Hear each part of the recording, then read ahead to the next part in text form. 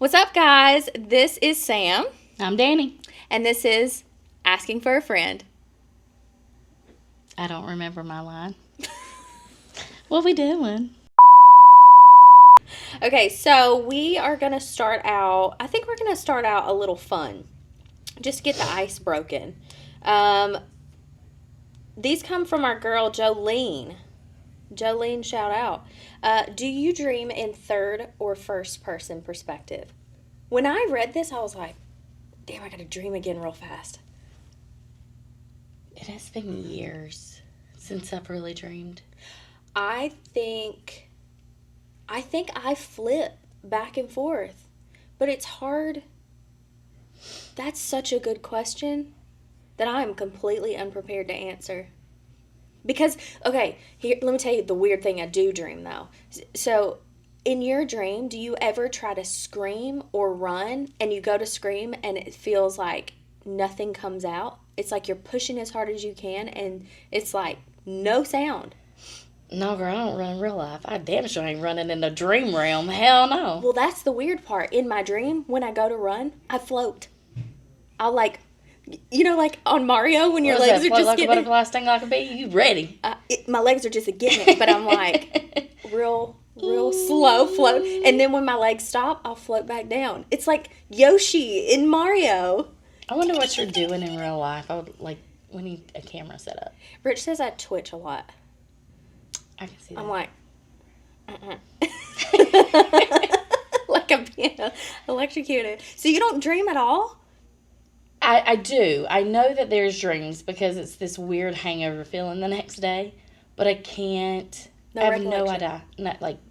No idea. Nothing comes back to me. Nothing. When you do that, do you have an uneasy feeling like I'm supposed to know something and I know it, but I can't? Yeah, so the couple of times that I have quote unquote dreamed, and it's not like I know what dreams are. I mean, like, obviously I used to dream, and there just came a point in adulthood that it stopped. But I got stuck in this loop.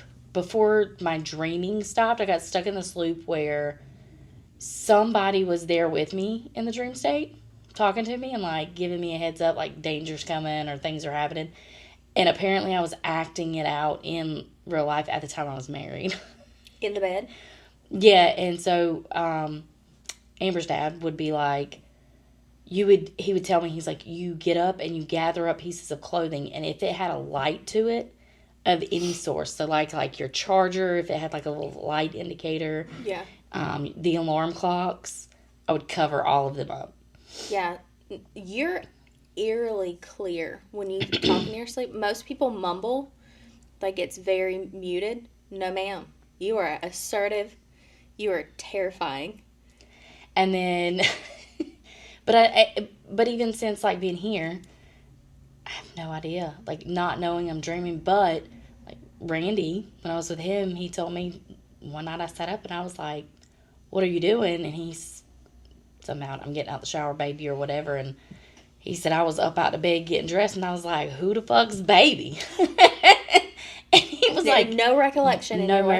He said I put clothes on, and I come over the bed, and I was like telling him what he could do about his baby.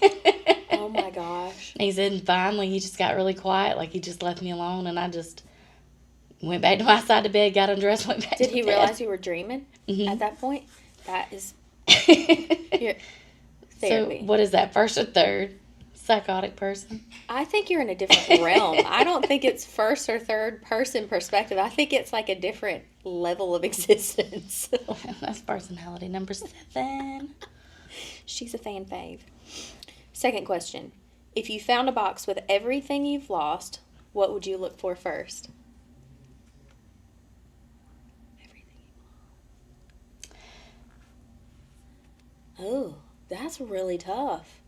I don't know, man. Probably my damn common sense. Like, girl, where the hell you been? You saw them first 2 marriages you got me in? Oh. Mine been got that shit. I must have been lost that a long time ago. I think I would just plunder. Because you know I'm nosy. Do you have to look for one specific thing, or can I just like dig? And is it all your own stuff, or is it like a community box? Could we look through other people's stuff? It would be like thrifting. Be like, Can you share? seem to have remembered to lost this thing at some point in time. Wink, wink. I don't know. I feel like I forget. And is it like the Goodwills? How, like, if you go thrifting in this area, you get the good stuff? Oh. See what I'm We saying? go into the gated community to dig through their box of stuff they've lost. The troubadour, we're coming for you.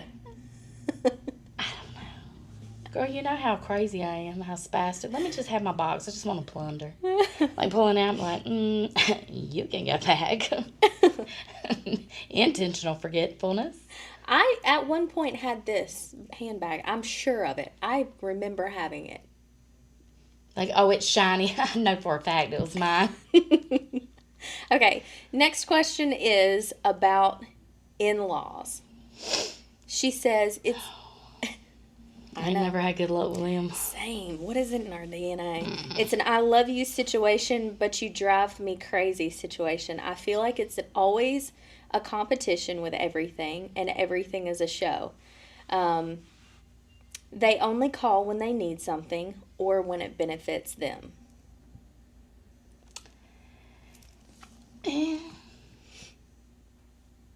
So let me start by saying this. I didn't have that situation specifically. I will say I have never been initially liked by either of my mother-in-laws, or I didn't really date that many people. The last mom that cared for me right off the jump was my high school boyfriend's mom. And that was it. That was the end of that. And so what I think happens a lot of times, especially with mother-in-laws, but can be with both, I think it's a lack of boundary with sons. And I've been really intentional with my boys, especially with Noah, when he brings home, well, he's the only one who's brought home a girlfriend, but to remember that that's their relationship and there has to be healthy boundaries. And I can't have expectations of who, I mean, of course, every mother's like, I would love for my son to be with this type of female, you know, that has drive and motivation and is smart and is kind and is sociable, you know, whatever. But you kind of have to shove all of that to the side because it's not your relationship. But I'm telling you, both times I've had issues with mother-in-laws, it's because of lack of boundaries. And so I think that, one, you have to understand they're just people too. But two, you have to be really, really good at letting the past go. Once they kind of learn where your boundaries are and the new setup between you and your partner, you've got to be able to get over the past and not hold that against them. Just in my experience. That's really all I can speak from. What do you think? So here's just my rule of thumb. I'm not going to say it works great because, you know, I will say I've been married twice. Both times I got along with them fine prior to the I do, not during the I do, and have gotten along fine after the divorce. Mm-hmm. So it was something during that time. It could have been boundaries. I don't know. I'm just the type of person, like, we're going to discuss this 3 times. I'm going to give you 3 strikes. I'm going to tell you, hey, you pissed me off. I don't like this. Here's where we're at. We're going to talk about it 3 times. After 3 times, my petty bone real big. I'm a big girl. All my bones is big. Like, we can do it. I feel like 3 times is really generous. Absolutely. Well, look, baseball, 3 strikes you out. You can be 3 strikes you out at home. Like, I do not have to show up at dinner. Everybody can go eat at your house, and I'll order pizza. Like, it ain't gonna hurt me none. Yeah. And you don't need to come in my space. And there were times that worked fine. And I'll be honest, there was even a period of time with one mother-in-law that it was just like this unspoken mutual, I don't hate you, you get on my nerves, you're not my favorite person. Yeah. So when we had to do stuff together, it was cordial and got along fine. And, like, I made sure, like, I would take pictures and share with her and vice versa. But we weren't going for drinks or cocktails or, girl dates or whatever, until after, which was crazy. Yeah. That was the same thing with my ex-mother-in-law, my first mother-in-law, which, let me give her the credit she's due. I had no idea how to be a daughter because our mom was in and out of the picture from the time I was like 9 or 10. She was not a present, active, healthy mother. And so I learned to function very much like an orphan in that aspect. And I had no idea how to feel comfortable with a female figure in my life showing affection and stuff. I was immediately defensive. I was immediately like, I went into protection mode. And she is the opposite. She is very motherly. Like, she wants to take care of everybody and do everything for you. I remember the day I walked in and she had washed and dried and folded my clothes. And something about her folding my underwear lit me on fire. I was fucking livid. I was like, I am grown. Don't fucking touch my underwear. That is private. And now, at this big old age that I am, I'm like, you're nuts. You're insane, Sam. And I would do the same thing now. Like, if if Allie came with us somewhere, vacation or whatever, I would wash that girl's clothes, fold them, put them on her bed too. Because that's what a mom does. So now listen, okay, so what is completely weird? I really, truly, at my heart, thought I was going to be the world's worst mother-in-law. Like, I was just prepared for it because all the little girls that the boys liked or hung out with, I was like, I will disappear your ass so fast. You're just very no bullshit. I can't stand it. And don't come at me hee ha ha when I could hear you through the wall. You was talking funky to my kid. Mm-hmm. I don't give a damn he's wrong. That was mine. Like, girl, talk right. So then comes my middle man. And he just runs off and elopes. Mm-hmm. And I'm like, no time to prepare, no time to... And I was nervous because I really questioned his taste in girls and women. Well, I mean, let's talk about his track record. It's not been that great. Yeah. But then this young lady, well, I'm going to be respectful because this young lady has been nothing but sweet. Like, when she talks, she's so... And she is so low. And, like, all I want to do is get my hands on her and just love her. Yeah. And I don't even know her that well, right? Like, he lives in Mississippi. I live out here, so I haven't had the time to bond. I'm excited to bond with her. And, like, you let him tell me she got her feelings hurt. I don't give but write it down. I got gas money. Bonus mama is coming. Yeah. Who you need me to handle? Or they'll call me and I'll have him on FaceTime and he'll say something funky to her and I'm like, don't talk to my daughter-in-law like that. And she'll get to giggling. But she is so, I don't know, she is so stinking. So I really But that's like what he getting needed. to know her. He needed that counterpart to him because he is the opposite. He is like pedal to the metal, balls to the wall.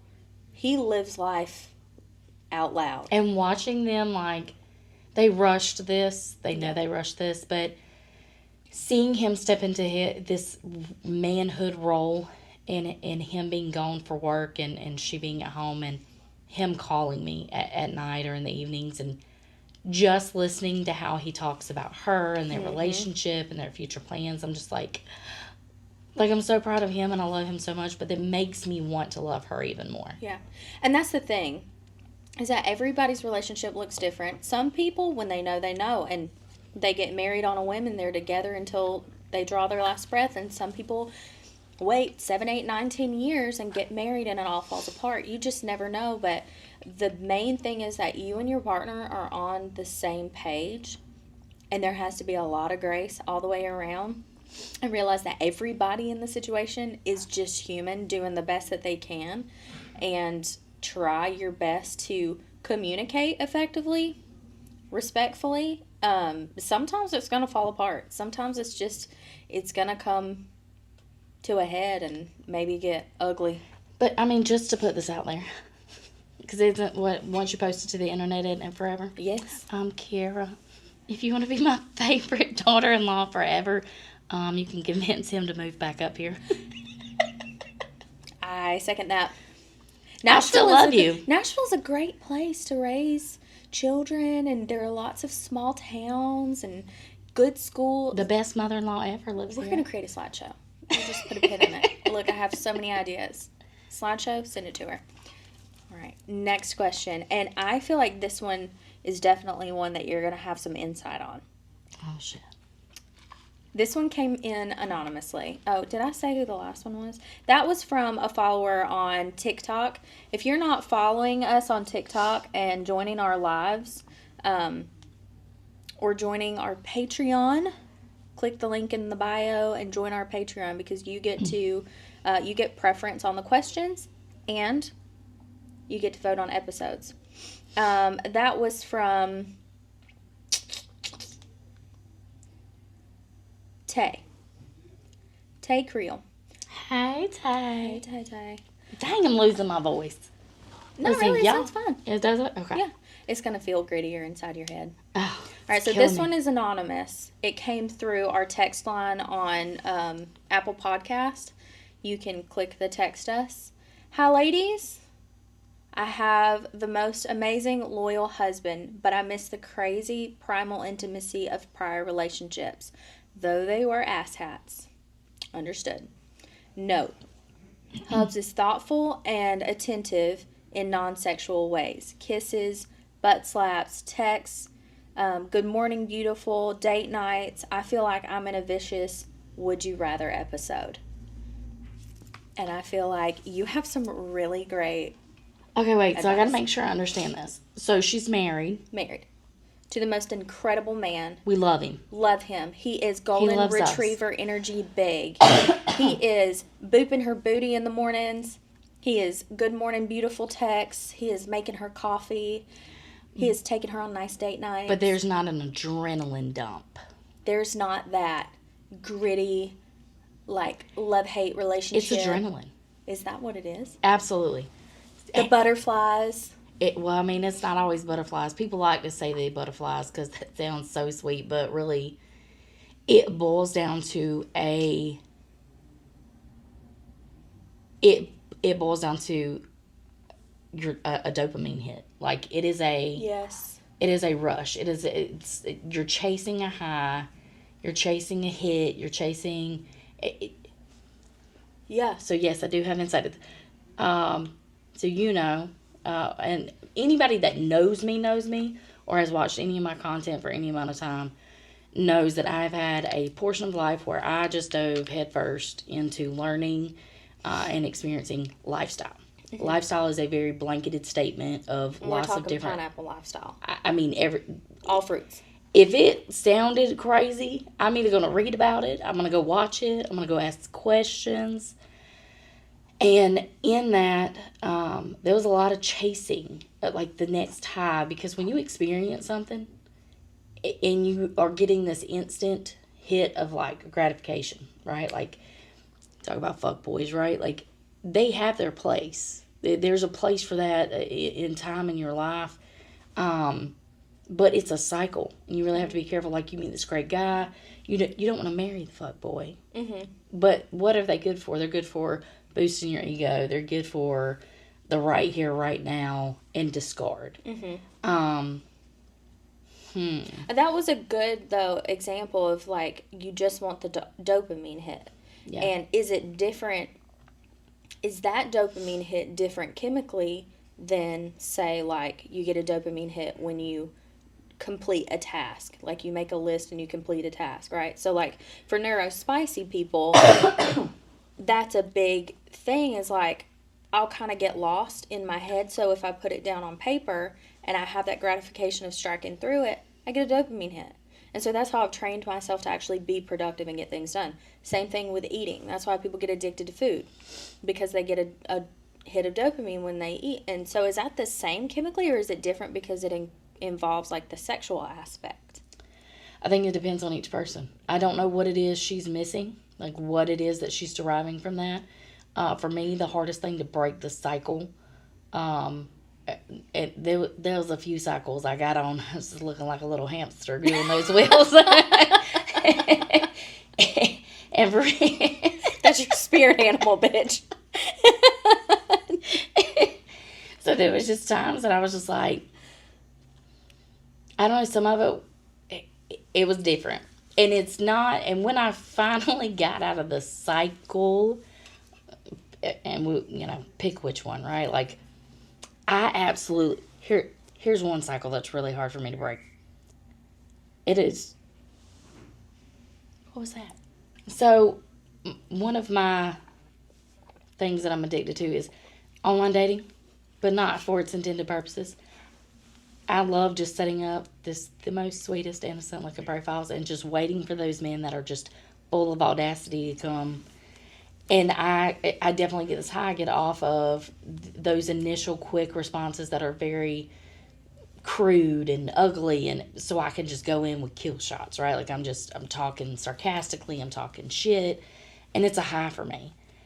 I do, and now you could have a customer come in that's really, really ugly and confrontational, or you can have somebody in public that's really confrontational, and it don't hit the same. Ugly customer? Oh, it doesn't matter if I get to be sarcastic or talk shit in any of those other situations.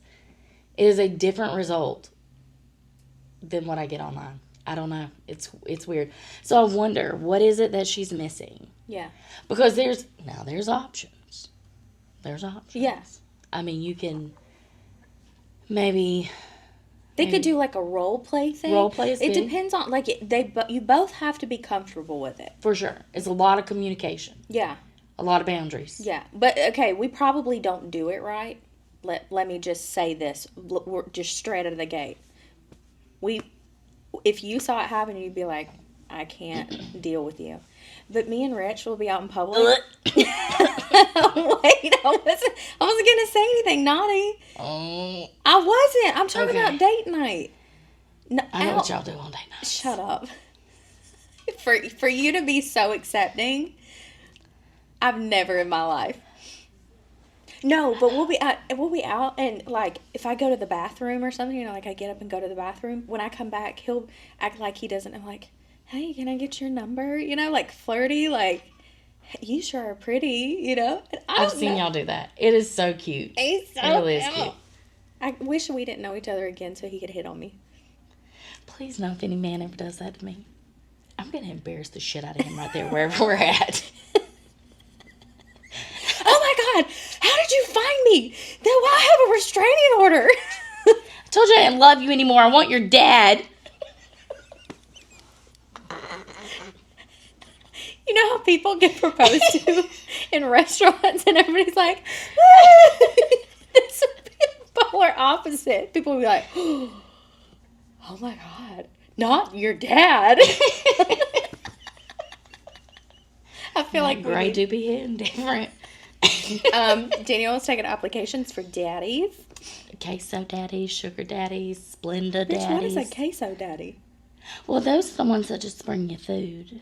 They send you little Starbuckies, little queso chips, dip, Just food? DoorDash Premium. He just shook his head like he knows about this. Yeah. I mean, Kids on campus have tons of those. What? Yeah. You have reached the life if you can score. Like you need a queso daddy. You need two Splenda daddies, right? Like I feel like it should be. There's like feng shui to it, right? Like there's a balance. So Splenda daddies still buy you stuff like they can do for you, but they just can't do on a level as a sugar daddy, right? Like. So why would you waste your time with a Splenda daddy? Cause you still get shit. I've had me a couple of Splenda daddies. But I feel like if you could have two Splenda daddies versus one sugar daddy, that's less effort on my part. Work smarter, not harder. Or just say yes to all of them. Oh no, that's already. I'm exhausted yesterday. Girl, I ain't got that kind of time, and I'm not. Anyways, that's a whole different podcast episode. My God, we could sit and unpack that all day. But queso daddies, I really missed out. Well, I guess technically I have one. Rich is absolutely a queso daddy. Danielle, That man be buying hella food and drinks for you. I'm about to walk my happy ass in there and call him queso daddy. He's going to be like, are you wanting Mexican food? And he just, listen, cups, drinks, food, snacks. He is your queso daddy. Yes. He's my Splenda daddy, too.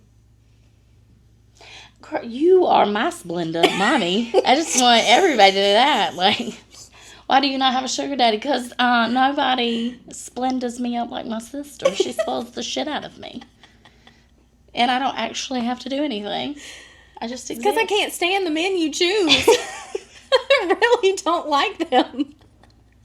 I get an Academy Award, bitch. I get the first place prize because I'm like, but I swear if you bring another one home for Thanksgiving, he ain't coming through the door. I mean, they might can. You see how fast they get gone, though. That's true. I feel like I need compensation, though. Girl, I should be getting a disability check at this point. The hell? It's true. Okay, so back to the question. Sorry, we went way off and left. We're not even in the field anymore. We went to the parking lot to... Okay, so, what is your advice? Number one, figure out what it is you're missing. Or even, like, get to a roundabout idea, right? Like, you may not know the specific, but maybe you're kind of close. Can hubby... It's the excitement. But can hubby give you that? So that's question number one. Because if legitimately, it may be no. That's a real thing. There's two different kinds of men I like. And not one person can embody both. I can't. My brain's not going to flip back and forth and function. So can hubby do both? Mm-hmm. And she may have to compromise a little as well. Yeah, absolutely.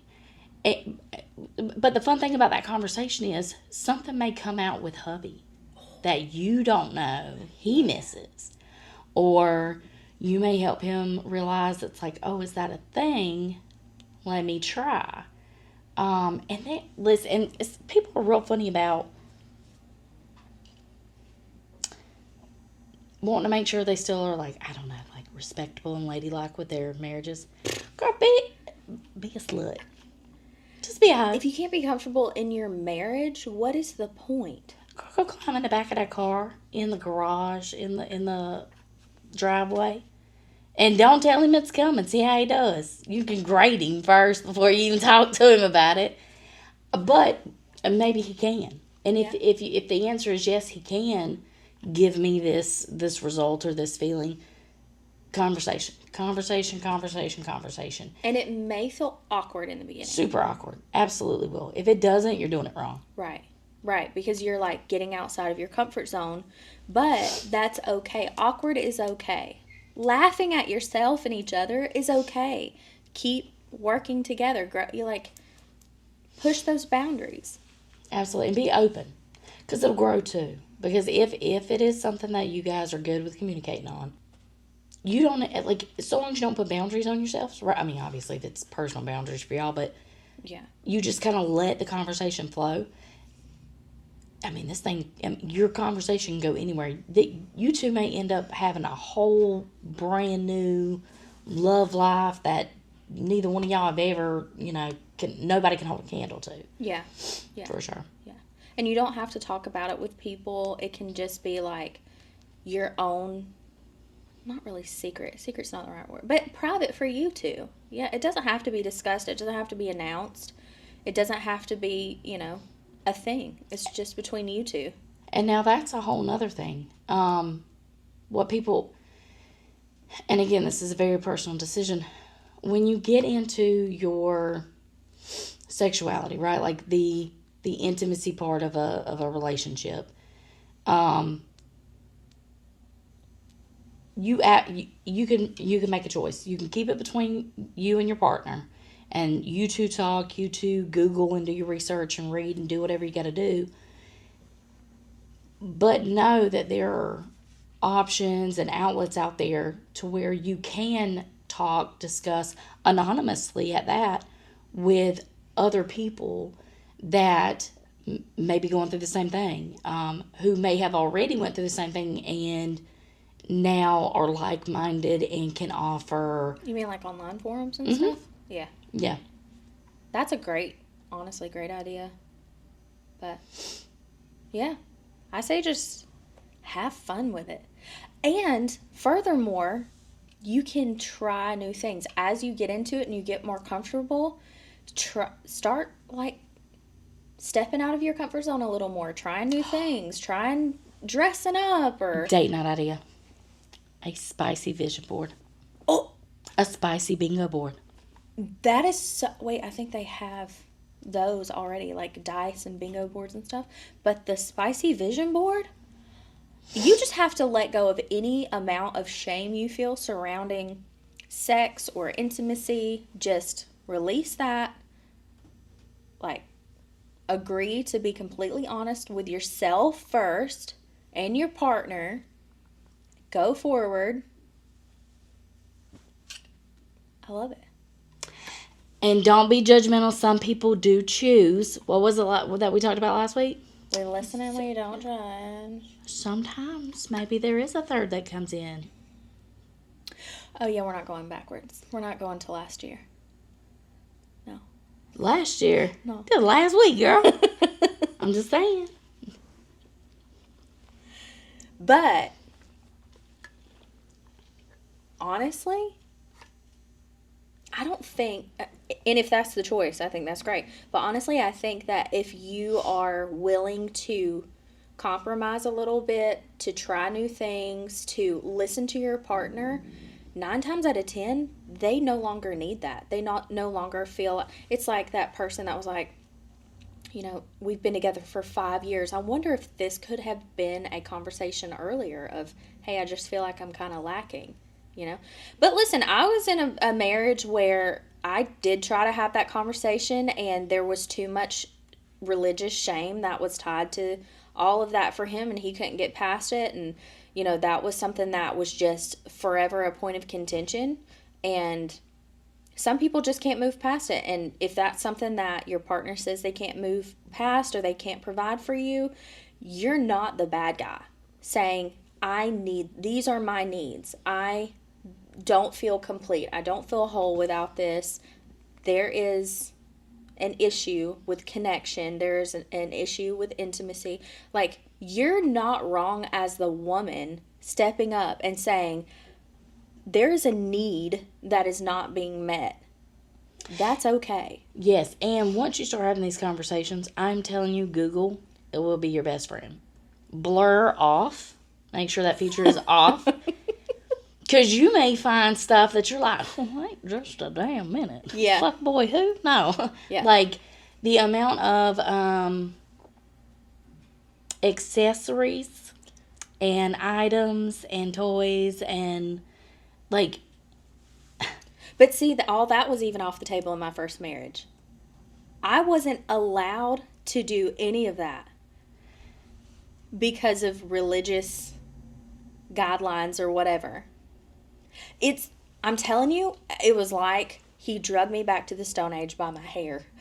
Now listen, for anybody that is going to submit asking for a friend, just know, if your question revolves around, can a marriage survive a lack of intimacy, a lack of this, lack of that, 10 toes down, I'm telling you to leave or go get a boyfriend or a girlfriend. Because I'd be damned. Yeah, no. We're not going to adhere to any religious guidelines here for answers. No. We're morally fine, but... I'm not going with that. Shit. We weren't created to. Now, I mean, I could take you get a bigger house, get 2 bedrooms. You can come visit me on Tuesdays. Sometimes Fridays if you're acting all right, and you bring me queso. Is it cheating if you get a queso, Daddy? Next week on... It's only cheating if you don't tell your partner. Like, again, communication is key. Hey, Daddy, can I have a queso, Daddy? What if I get a queso bestie? I feel like that could be a whole love language in itself. It's fully platonic. A margarita sister. Love language. Oh, that's Holly. That's Holly for me. Holly is my queso bestie right there. She's my martini bestie, my That's it. Ashley will forever be my snack bestie. That bitch has everything in her purse. Wally. Yeah. That's why we call her Wally. Yeah. For the longest time, I would go to leave and I would have a text. It would be random too. Like no time or rhythm. It would be a text. I'm going to leave the house. It says, hey, check your mailbox. This bitch would be drove past my house and left snacks in my mailbox. If it was like a bad night with the kids, or if me and the ex was fighting or whatever, there'd be snacks. With a love note, like a little handwritten. Stop. That is the cutest thing ever. The little that's how I cups. won Holly over. She got flu or COVID or whatever, and I put like one of those get well baskets on our front steps, and she texted Rich and she was like, why did she do this? That's kind of weird. And he was like, that's just who she is. We cracked the code. We figured out the 6th love language. I feel like we get to rewrite the book now. Done. We just solved world peace. We're all going to be queso daddies. No, I'm not going to be a queso daddy. I'm not doing a damn thing for anybody else. I'm going to have them. And I am not monogamous with that shit. I'm taking applications. 4 or 5. Male, female, I don't give a damn. I don't care. She's going to have a queso herd. Well, guys, thank you for tuning in this week. Don't forget to rate the podcast, comment, subscribe to everything, and submit your questions for the next installment of Asking for a Friend. Razzle dazzle, baby.